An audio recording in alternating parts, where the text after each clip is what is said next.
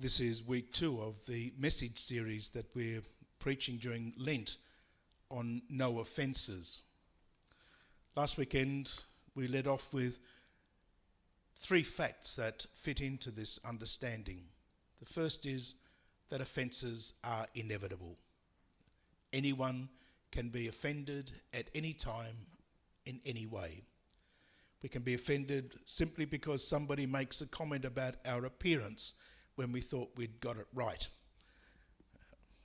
We can be offended when somebody tells us a truth that's just a little bit close to home that we really don't want to admit.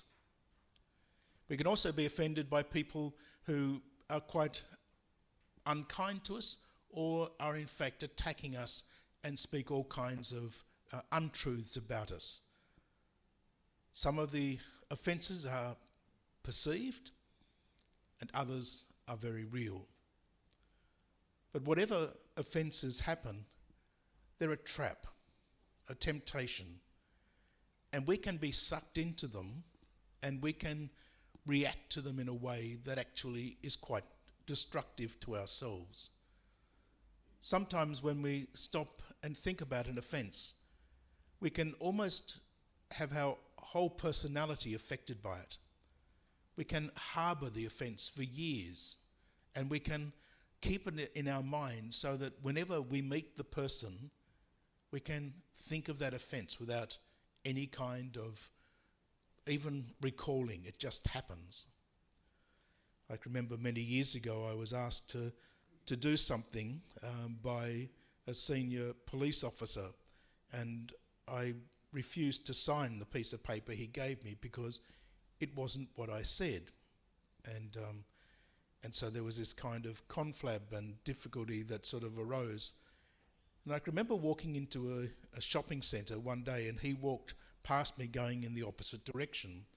And there was this look on his face, and I kept waiting for the knife to go into my back.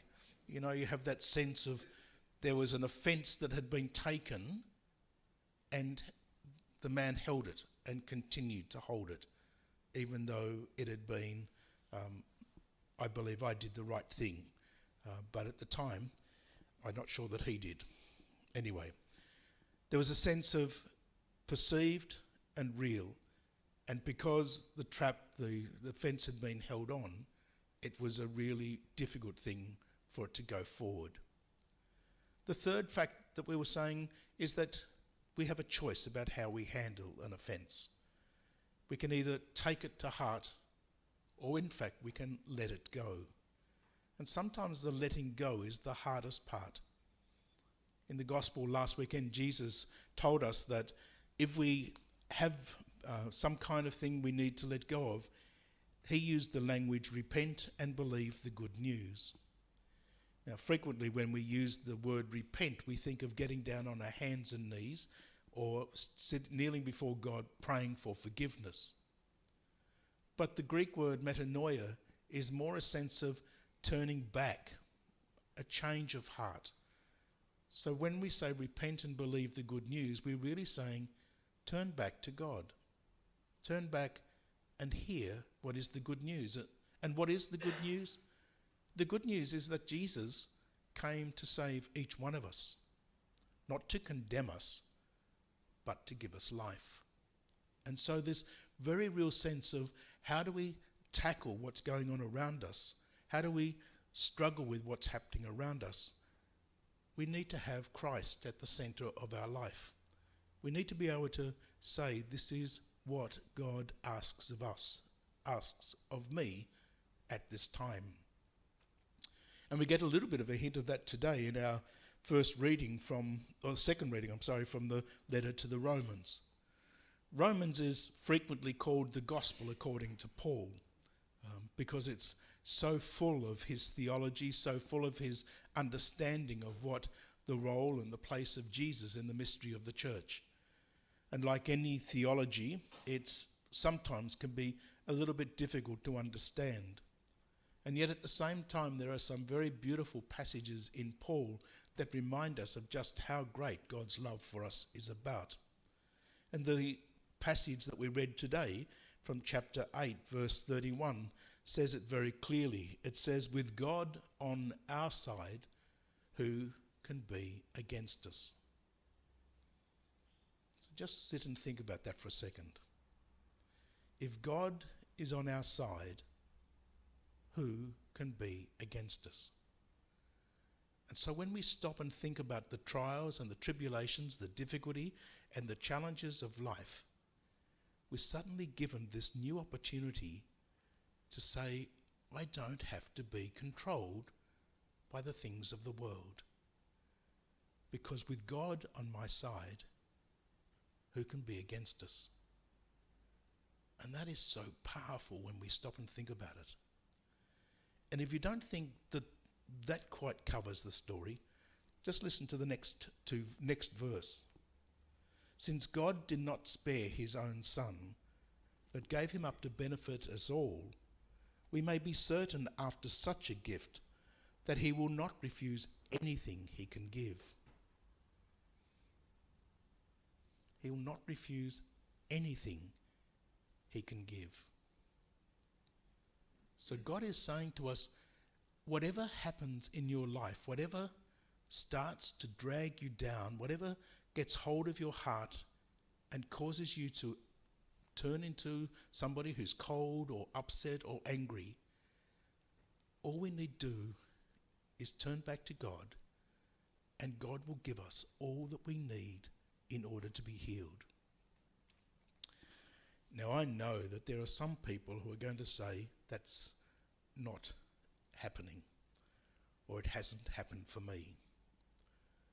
I was hurt a long time ago, and I can't get rid of that anger or that hurt.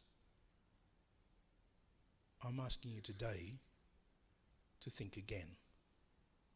I'm asking you today to hear what Jesus is saying to us in that turn back to God and believe the good news. And what Paul is saying to us, if God is on our side, who can be against us? We're being invited to really let go of the past and say yes to the future. I frequently use this example when my father taught me how to drive. He would say, always check the rear vision mirror. But for God's sake, don't drive looking in it. So we can look at the past and we can see what the past is saying, but it doesn't control us. We need to look ahead to the future to see where we are going and how we can get there. And that's where today's gospel reading can give us so much heart.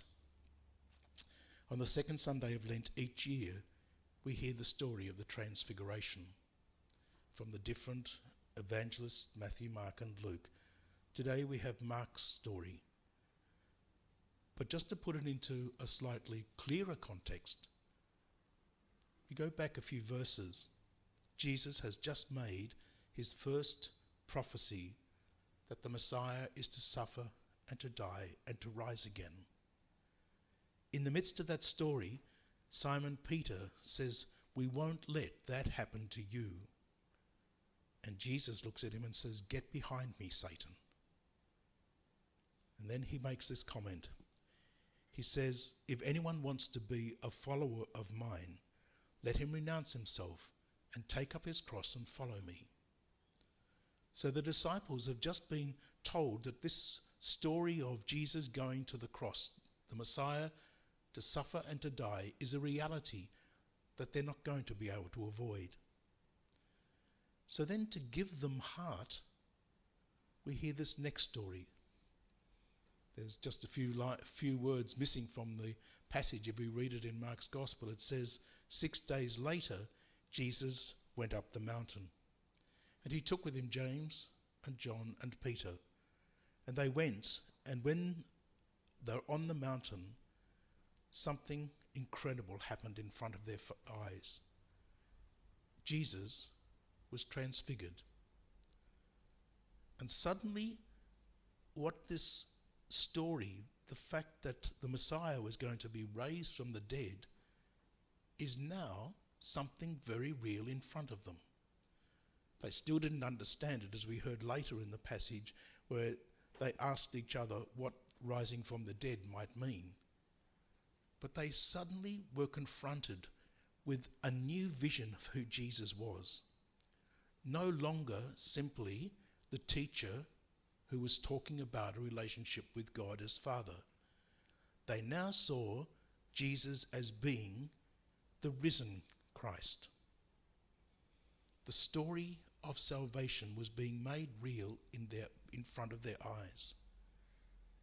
And the reason they were able to hear it and see it was because their hearts were open to what Jesus was doing, what God was doing in their lives. They weren't holding on to the past. They weren't holding on to anything that was stopping them. They were allowing God to really touch their whole being. This series, No Offences, is an invitation to let go of those things that stop us, that keep us anchored in the past, in order that we might be open to what is in front of us. The disciples, Peter, James and John, were able to see what the future held, what it was about. And it was there because they were in the presence of God and God was with them. So as we journey through this Lenten season, as we stop and think about what are the things that we need to let go of, I'd like you to simply take with you that phrase from the beginning of the reading today from the letter to the Romans. The passage that says, "With God on our side, who can be against us?" But would you personalize it? If God is for me, who can be against me? And to know that when you pray that prayer, in the midst of whatever is happening in your life, if God is for me, who can be against me? We cannot be overcome because God is for me. That's an incredibly beautiful thing to think about. That in the midst of our world, God is for me. Nothing can stop me. So today, let us lift up our hearts and be confident that God is for us. And because of that, nothing can prevent us knowing his love and his freedom.